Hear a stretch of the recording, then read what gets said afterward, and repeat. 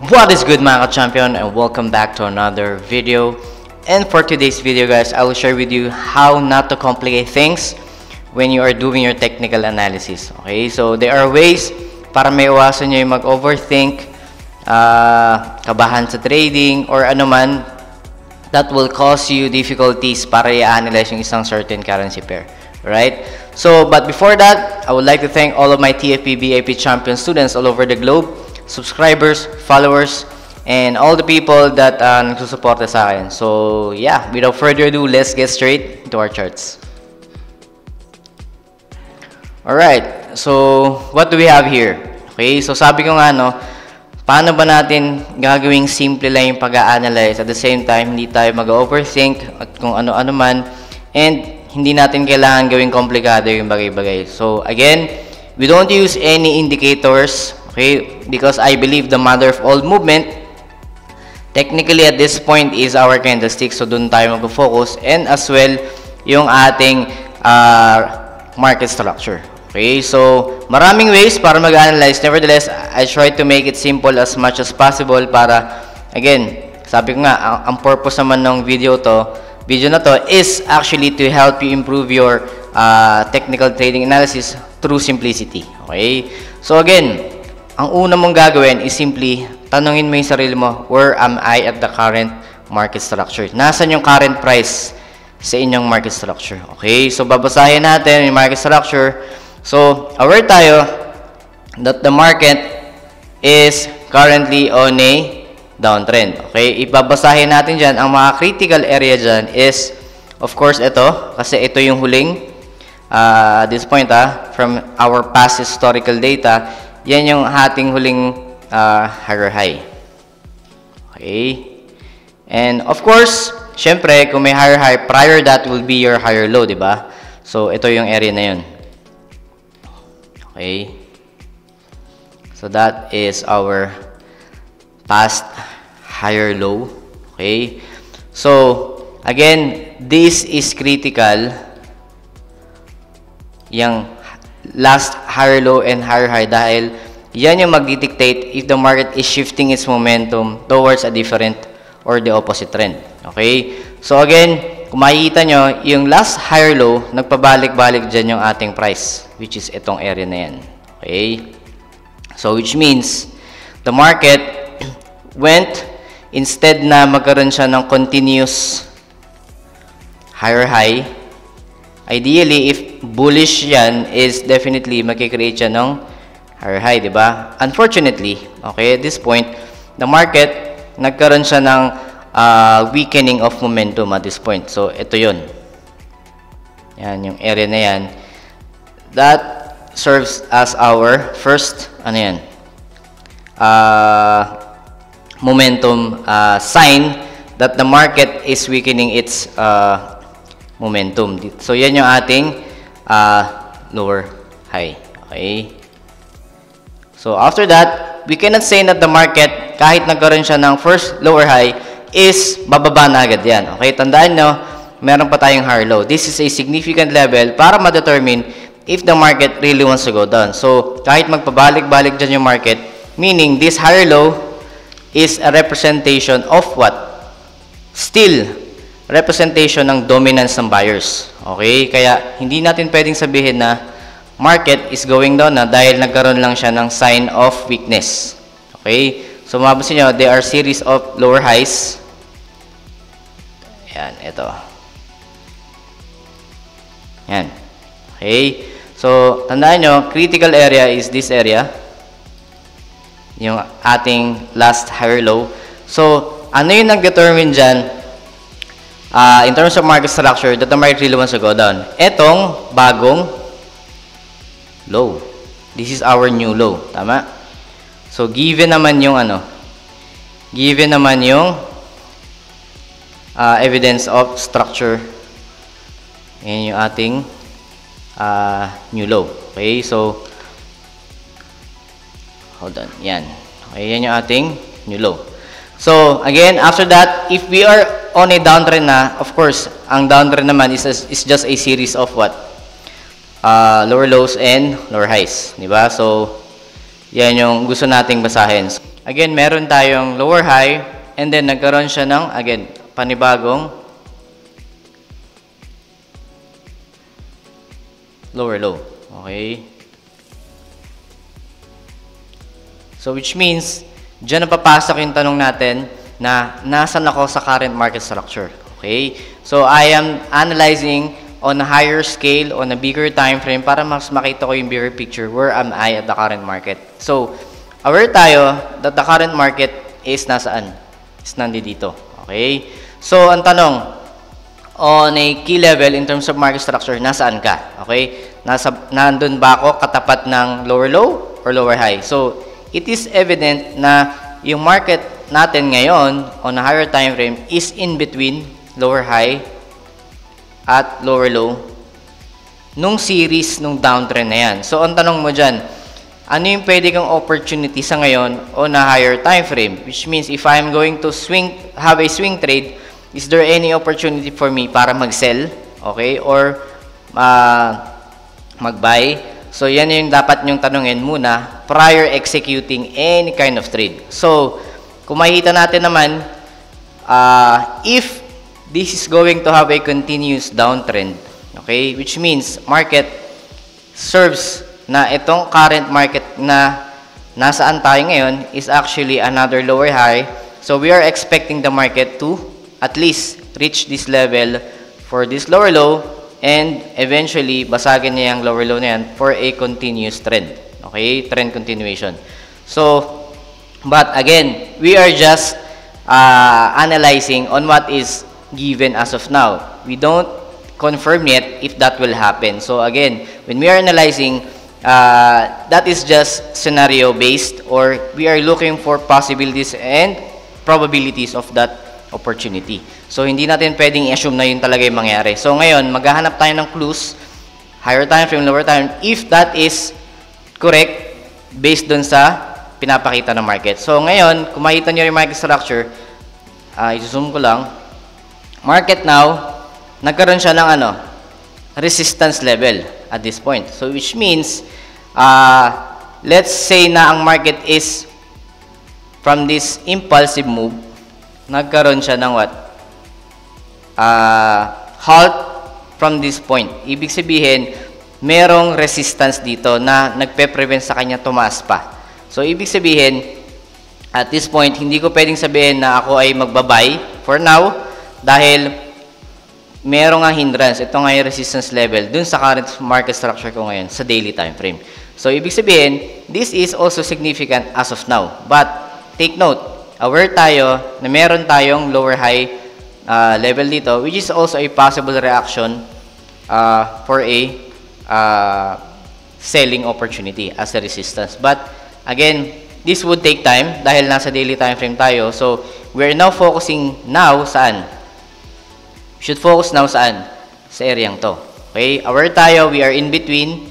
So, ang possible opportunity mo lang dyan is, on a scenario-based case is, tumagustong the resistance, and then, bababa siya. Okay? Or, this would continue to go down. Okay? Up until this point, tandaan nyo, we can assume na mababasag agad tong lower high level na yan kasi it is a significant level as well. So, that is one of the key things na kailangan mo munang tanungin on a structural level. Okay? Sorry. Yeah, aware tayo na may level dyan at may resistance dito. So, alisin ko muna yan. So, ngayon, ang tanong, paano ko makakahanap ng opportunity? So, at this point, hindi pa ako pwedeng mag-sell as a swing trade. Hindi porket nagkaroon ng resistance, I will go to sell right away. So, dyan na papasok yung multi-time frame analysis na titignan natin yung nangyayari saan? Sa lower time frame. Okay, so bababa tayo sa lower time frame, hourly time frame, then we'll see what happens.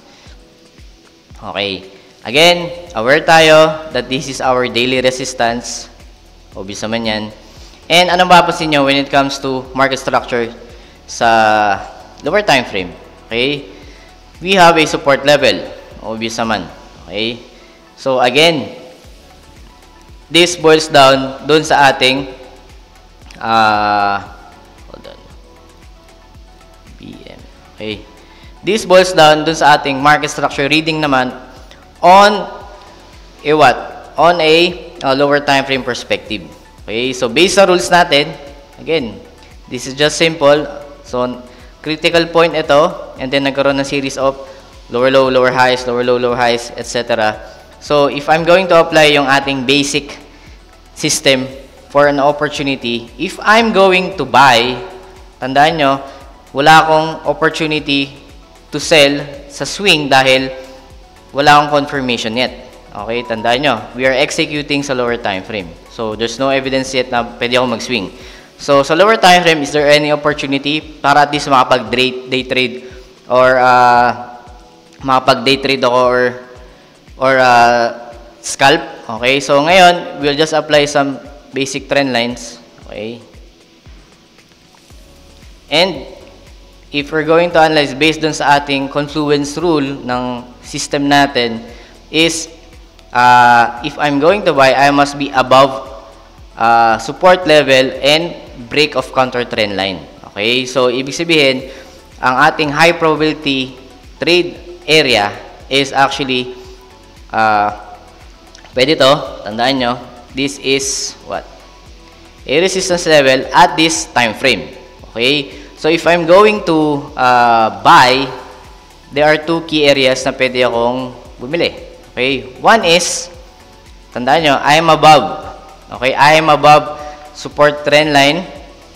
I am above counter trend line and support level. So, ibig sabihin yan, may area of opportunity, kailangan mabasag ko muna tong trend line resistance. So, if mabasag ko yan, I must be above that support. Okay? So, at least itong resistance mabasag mo. And this would be area of high probability trade pagdating sa buy. Okay? Ano pa yung isang area of opportunity sa buy? Again, mabasag mo yan and mag-correct siya saan? At this level as well. So, we have actually two areas of tradable opportunity. One and two. Okay? So, again, we are just analyzing based on what we know currently. Okay? Hindi pa nangyayari yan. That's why we are plotting areas of opportunity. So, yung execution mangyayari kapag nagkaroon ng bullish, okay, bullish confirmation candles or bullish pressure, buying pressure candles. Okay? This one, okay, or ma-retain tong resistance level na yan and then bumalik siya dito sa mas mababang support level but satisfying kasi nabasag natin itong trend line. At least two key confluences. Okay? So, right now, okay, so ang gagawin naman natin, if I'm going to sell, tandaan nyo, if we're going to buy, TP1 would be ito. And then, of course, it will come to react dito sa resistance. Again, we're just dealing with possibilities and probabilities. TP2 would be that level. So, ang TP1 ko would be itong top ng consolidation na yan. TP1, TP2. Oops, sorry.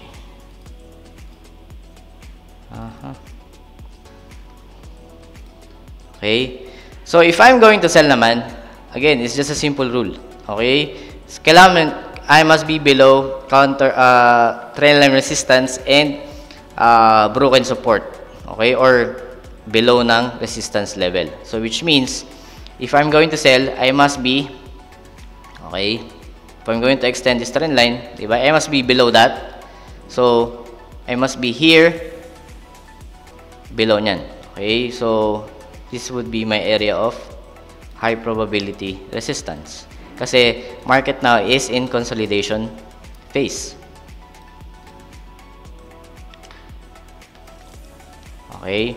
So, again, may area of opportunity pag sell is kapag nabasag tong major support dito sa H1 and pag nag-correct yan dito sa ating high probability trade area for selling, which is in confluence dito sa trend line resistance na yan, ibig sabihin, that would be a tradable setup for sell. Saan ngayon ang take profit level mo?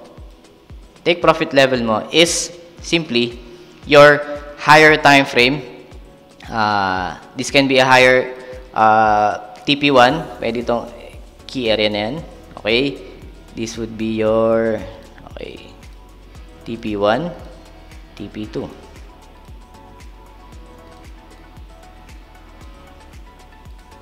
On a selling perspective. Saan to? Ito yung lower low natin dun sa higher time frame if babalik tayo saan? Sa daily.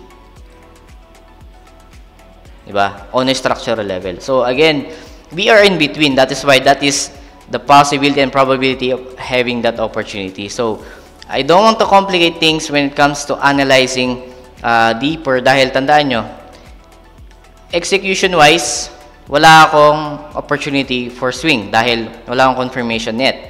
Day trading, I have to wait for these rules to satisfy yung ating, these conditions para masatisfy yung rules natin. And execution-wise, pag nag-i-scalp ka is etong lower or smaller moves ng market. Okay, so that opens up different variety of opportunities. Hindi mo pwedeng ipilit yung trade nang wala kang sinasatisfy na conditions. Kasi if you are going to trade blindly lang or execute blindly, definitely, hindi mo alam yung magiging outcome. So at this point, we are plotting areas of possibilities and probabilities. And of course, ano yung mga possible scenarios na pwedeng mangyari. So, alright? So, this is just a simple way of showing you na I don't complicate things when it comes to analyzing the market or any currency pair. Kasi I only be given facts, but as well, it is good that you are combining this with fundamental analysis, sentiment analysis, macroeconomic technical trading analysis. Ibig sabihin, we are combining different factors to support our analysis. Hindi lang siya mabubuhay na technicals lang. Okay? But on a technical perspective, this is enough para makakuha kayo ng opportunity. Alright? So, I think that will be enough for today. I'm just giving you variety of ideas. Okay? Na you don't need indicators para mag-determine ng inyong entry or execution decision making. Okay? So, make it simple as long as naiintindihan mo yung ginagawa mo and alam mo yung ginagawa mo, that would make a difference in yung trading journey. Alright? So, yeah, that will be it for today. And I hope may natutunan naman kayo. So, hopefully, slowly, as the day goes by, I'll be sharing more advanced stuff para mas mag-improve kayo. Alright? So, that will be it for today and God bless. So, thank you so much to all my VIP champion students all over the globe. And, yeah, that will be it for today. God bless. Bye-bye. So, I just want to inform and announce that our TFE VIP champion student private Discord community is already up. And yeah, here we have several channels wherein we share our technical trading ideas among each other. And of course, we also have our weekly trade ideas para sa ating mga weekly forecast para sa mga currency pairs. And some announcement section. And of course, since tayo ay global, of course, we have other students as well na galing sa mga ibang bansa overseas. So, here we introduce ourselves and introduce kung saan tayo galing, sa bansa tayo ngayon, OFW man o hindi. But nevertheless, this is a healthy community para mag-share ng mga trading ideas para sa inyo guys. And hopefully, I will be putting up a server publicly para sa mga baguhan naman and those mga followers and subscribers natin. Alright? So, yeah, this is just a minor announcement and hopefully guys, you can join us and make this community grow lalo na sa ating mga estudyante nag-aaral. Alright guys, so mga baguhan pa lang. But nevertheless, everyone here wants to learn, wants to make profit from the market. But as much as possible, we're all equal in the eyes of the market. Alright guys, so that would be it. So yun lang and thank you very much. Alright.